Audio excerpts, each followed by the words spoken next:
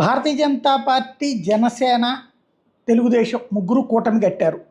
ఈ కూటమికి సంబంధించినటువంటి ప్రధానమైనటువంటి అంశం మేనిఫెస్టో.